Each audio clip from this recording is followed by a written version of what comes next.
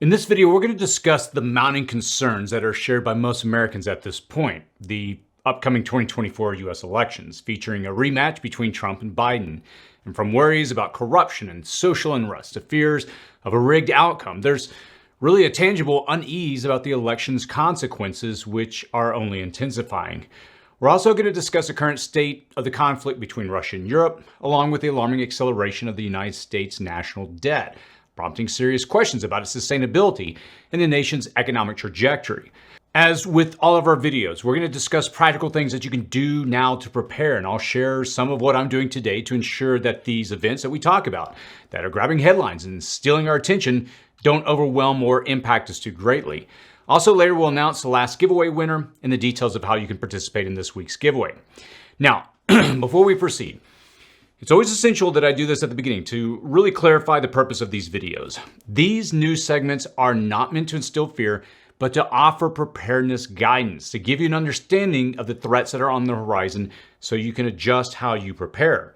Our goal is really to empower you with insights into current events so that you can prepare effectively.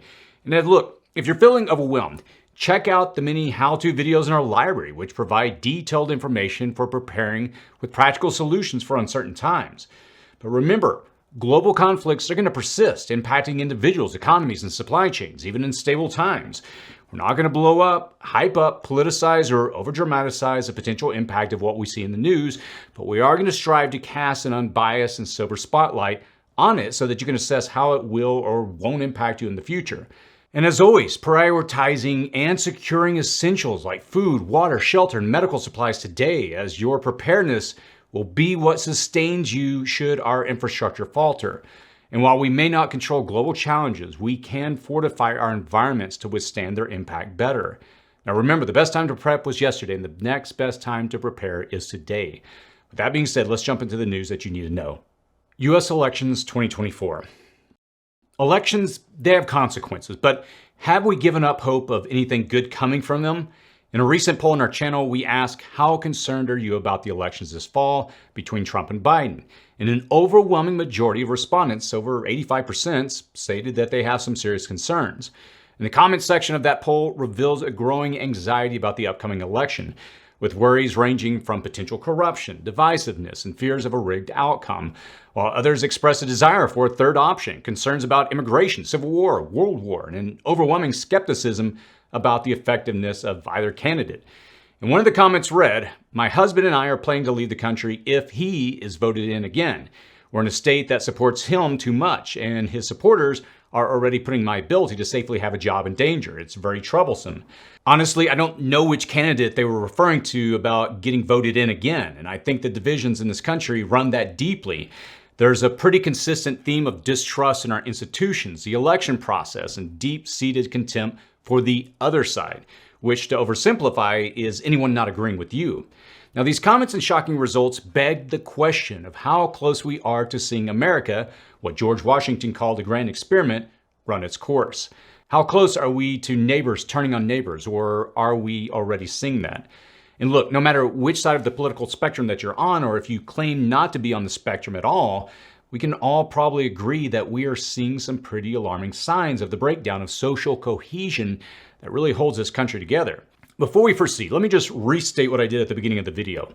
I'm not out to stir up fear by having this candid discussion, but to try and get us to take a realistic view of what's happening right now here in the United States. And look, I'll take a much deeper dive into this election and security crisis in a video that I'm going to release this coming Sunday, so you're definitely not going to want to miss that. In that video, I'm going to explain why I think that these things are going to be so impactful and life-changing. And I don't think that we're going to get out of this one without at least a few bumps, scrapes, and bruises, so be sure to subscribe to get an alert on that video dropping on Sunday. For now, though, of all the concerns, perhaps the biggest concern is the election itself. And it's hard for anyone to see that we are moving forward or making progress when we have the same two candidates that we did for the last several years. The last election was called into question. Pockets of violence erupted. Allegations were made. Court battles ensued. People went to jail. Subcommittees and investigations were launched. And countless mainstream media shows and pundits, they spoke and shouted and spoke some more. But nothing has really been accomplished. Here we are nearly 4 years later, and we are in the same uncertain and turbulent waters. The only thing that has changed is the record number of people who have lost faith in the system and the growing disenfranchisement of the population.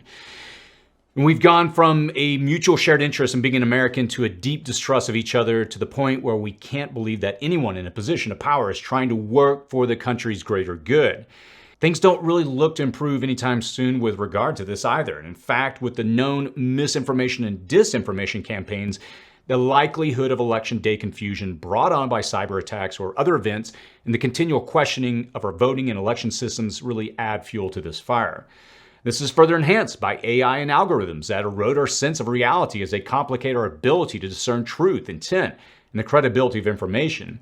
It's almost like the heat is continually being cranked up notch after notch, and the pressure is building. And that could either blow up in a small way, letting off steam in pockets of discontent, or it could explode dramatically and forever alter our trajectory of our nation. Just the fact that we're even having this discussion and that these things are fathomable should really be enough to send up flags for us as preppers. And look, we have at least 8 months of this ever heating up election season ahead of us. So what do you think about this election cycle? Will we survive it? Let me know your thoughts in the comments section below. My advice to you, especially in this age where misinformation flies and swirls around us instantly in the form of alerts, notifications, and news flashes, is to not believe and act on anything that isn't corroborated by multiple impartial sources. And that's easier said than done, because I think we want to act and not be passive, but understand that we live in a time where certain parties are trying to deceive us and get us to act out. And look, as a prepper, I advise you to tend to what's most important to you, which is your local environment. These things are going to play out as they will, but that doesn't have to be in the forefront of your home and mind, stressing you out and robbing you of your peace and sanity. I would encourage you to focus on prepping for the disruption that could come from periods of civil unrest. I would encourage you to focus on prepping for disrupted fuel, food, utilities, or medicine infrastructure. That's what you can control, not which party wins or loses. Russia, Europe. We continue to keep an eye on the ever-lit conflict between Russia and Europe as it continues to expand beyond Ukraine's borders. Should things escalate, a larger world war will impact you no matter where you live. French lawmakers approved a 10-year security pact with Ukraine, committing to providing arms, military training, and up to 3 billion euros in aid. And despite divisions, the pact was backed by a wide margin. NATO allies are holding strong and increasingly equipping Ukraine with what it needs to defend itself. And recent leaked information reveals that there are at least discussions of providing Ukraine with incrementally more powerful weapon systems, even as we see Ukraine continue to strike further and further into Russian territory. Now, meanwhile, Sweden joined NATO, signaling a shift in European defense dynamics and potentially impacting Russia's military strategies in the Baltic region. Russia's previous false accusations that it is surrounded by NATO are now becoming a reality. Russia is responding to NATO's new expanded presence in the Baltic by massively expanding its own military presence in the region, a Lithuanian intelligence report released this week. Now, one has to wonder how much of a motivated fighting force Russia can muster all along its borders at this point. Russia says it has only lost 6,000 soldiers in the Ukraine war. Ukraine's put the killed and wounded number to around 379,000, and U.S. intelligence puts that number closer to 315,000, which is 87% of its pre-war force. And with Ukraine's recent hammering of Russia's gas and oil infrastructure through multiple drone attacks and the ongoing sanctions dragging on the Russian economy and the ability to supply itself with what it needs to wage war, one really has to wonder how long Russia can sustain its assault of Ukraine and whether it can muster what it needs to expand the front in the Baltics or the North Atlantic region. Now, equally, it has to be wondered how much resolve and stomach for all of this the West has. Biden, on a hot mic after the State of the Union, alluded to the fact that if America gives in to Russia and cedes Ukraine to Putin, Europe would likely follow. And one thing is certain: the amount of resources and national treasure flowing into the conflict has taken a toll on economies worldwide, and it will continue to challenge food and energy supplies for us as long as it continues. This will drive up both prices and scarcity of everything from fuel to food to ball bearings. So are we in the final days of this war, or are we about to see one side resort to desperate measures to try and win? Let me know your take on this in the comments below. Giveaway. For this week, we're going to give away a Go Time Gear Life 2 Tent Person Emergency Survival Shelter. Due to recent changes on YouTube, user emails are no longer visible on the About page of your profile. And so as a result, we've shifted our winning selection process in-house to protect your privacy. And to participate in the giveaway, all you have to do is simply comment on the video below, give it a thumbs up, and then complete the giveaway form linked in the description section below. Rest assured, this information will only be accessible to our team. We're going to choose a winner from the comments using a random selection tool and reach out via a submitted form. So congratulations to the last winner, Zen Yeti. We'll contact you shortly to arrange a delivery of the 4-pack LED Road Flares emergency light kit that you won. National debt. The national debt is going to impact your future in some way or another. It's kind of the barometer of our overall economic health, the value of your future dollar, the strength of your retirement plan, and so much more. When it comes to political discussions about the economic strength or weakness of the United States, whether we can afford to continue to support foreign alliances and defend other nations, whether we can hold off inflation or even support our aging population, one alarming piece of recent news puts the United States national debt at rising by $1 trillion every 100 days. That's $10 billion per day. That's about $417 million per hour, nearly $7 million per minute, or $115,000 per second. And any way you look at that number, you really have to ask if it's sustainable. Now, admittedly, the national debt differs significantly from personal household debt, and we really have to remember that. The financial position of the United States, it's complex, as outlined in the most recent financial report of the United States government. Now, total assets are estimated to be $269 trillion, around 1,576% of the GDP, while total debts stand at $145.8 trillion, approximately 852% of GDP. Now, after deducting debts from assets, a government's net worth is at least $123 trillion, roughly 723% of GDP. Now look, it's important to note that these figures can vary based on interpretation, methodologies, and economic factors, with fluctuations influenced by policy decisions and other variables. So if it were a household budget, we would definitely be aware of the rate that we're spending and the rate at which interest debt was accumulating. We would probably be tightening our belts, canceling a few subscriptions, and reining in our spending. And as a nation, will we do the same? What do you think? Let us know your opinion in the comments sections. As for me, I don't think that we're going to take any significant measures to rein in spending, cut the fat, or increase production and exports, especially not as we head into an election cycle where it's in many people's best interest to portray the economy as either strong enough to endure or teetering on the brink of a collapse. But still, it's important to note that these numbers continue to grow rather than decline. And we will hear more anxiety-inducing shouting matches about them for at least the next 8 months. Whether it's the instability of social cohesion and order around the next election cycle, the discontent and malaise at having the same two options to choose from as leaders for the next 4 years, the war in Europe that continues to drag on and continually holds a flame too close to the World War powder keg, or the alarming rate at which our economy is increasing its debt, even as we fund these wars, we really have to understand that we are not powerless. These things will continue in some form long into the future. Still, we can create a little sphere of security around ourselves by prepping our food, shelter, water, energy, medicine, and other core preps like our finances. If the infrastructure, the supply chain, or food supply collapses or falters, or social unrest comes to your doorstep, you're going to have what you'll need to get you through, hopefully, to better days. And look, if you're new to prepping, a good start in understanding some of this and putting a personal plan in place can be found in our Get Started guide, which I'll post a link to in the description and comments section below. It's a free downloadable guide that you can use to get you started on your journey.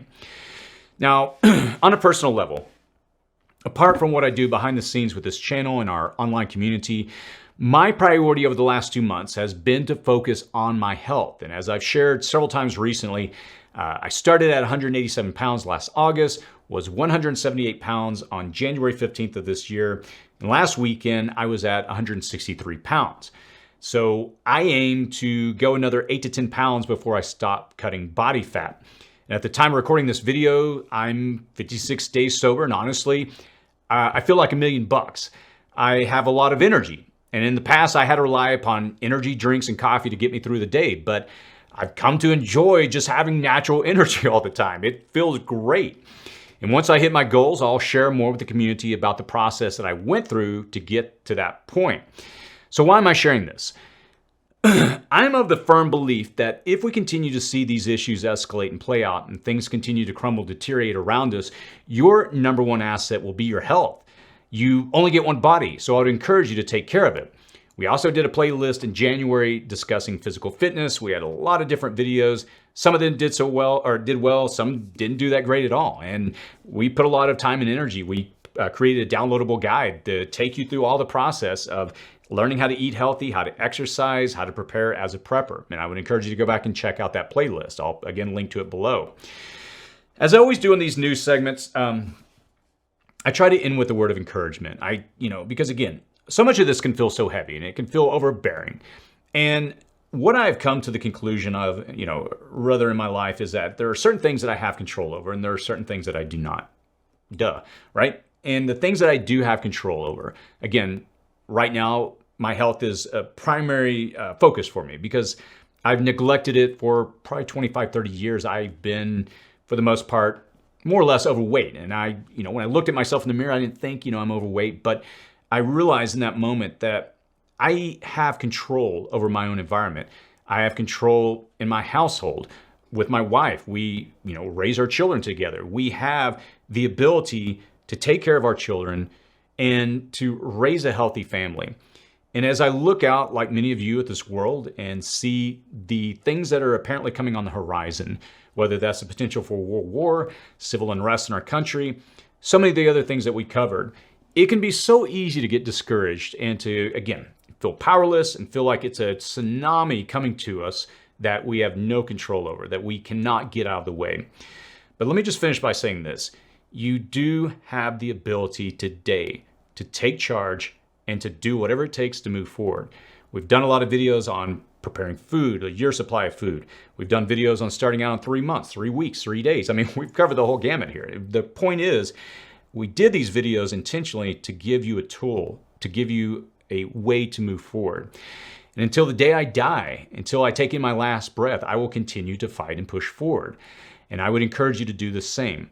Don't get discouraged. I know it's easy a lot of times within this community to say, I wish I would have started several years ago. And again, I got into investing a few years ago, and one of the things you learn very quickly with investing is, I wish I had a time machine. I'd gone back 5 years ago and bought this stock or invested in this, and because I'd be retired by now, right? And it's the same principle. It's, look, I have no control over the past, but I can control today, and I will choose to invest in my life, in my family's life, in my preparedness, prepping up food, prepping up water, making decisions that will position us, that no matter what comes, we will be in the best position possible.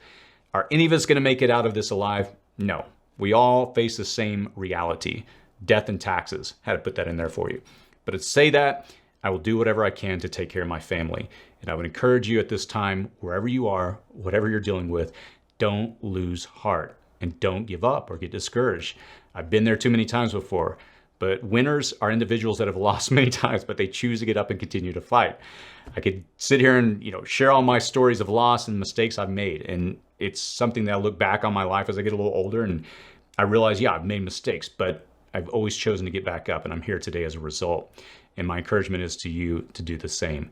Don't lose hope in these moments.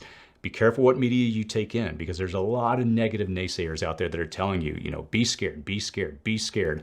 I would encourage you to watch out what you let into your mind. Stuff like that will get to you really quickly. And I have to guard my own mind every day and choose to stay positive and do what I can with what I have. As always, stay safe out there.